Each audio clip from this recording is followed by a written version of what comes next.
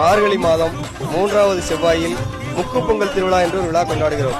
இது எதன் காரணமாக என்றால் கிட்டத்தட்ட 60 ஆண்டு காலமாக கொண்டாடி வருகிறோம். எதன் காரணமாக என்றால் மழை காலங்களில் நீர் தேங்குவதால் காலரா, அம்மை நோய் குறிப்பிட்ட நோய்கள் பரவி வருகிறது. இதனை கட்டுப்படுத்துவதற்காக எங்களுடைய புதுக்கோட்டையின் தெய்வமான மாரியம்மன் மக்களுக்கு அருளியது 4 முக்கில் மட்டும் பொங்கல் வையுங்கள், நான் உங்களை காத்து நிற்பேன் என்று எங்கள் அம்மா கூறியது. ஆனால் இன்று 60 ஆண்டுகளில் கிட்டத்தட்ட 1000 இடங்களில் பொங்கல் வைக்கிறோம். இந்த வழிபாடு நாங்கள் தொடர்ந்து செய்து வருகிறோம்.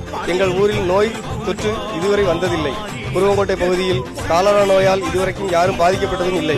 மாரியம்மன் கோயில் வெளிப்புறத்தில் இருக்கும் வடக்குத்தி அம்மன் என்று அழைக்கப்படும் வடக்குவா செல்வி அம்மனுக்காக இந்த பூஜை நடத்தப்படுகிறது.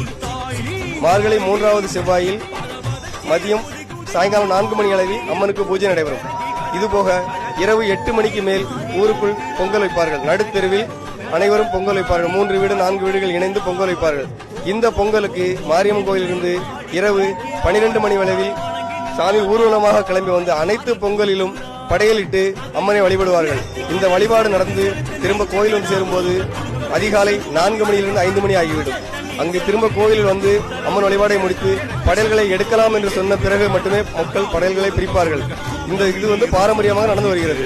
இன்னும் தொடர்ந்து நடந்து வரும்.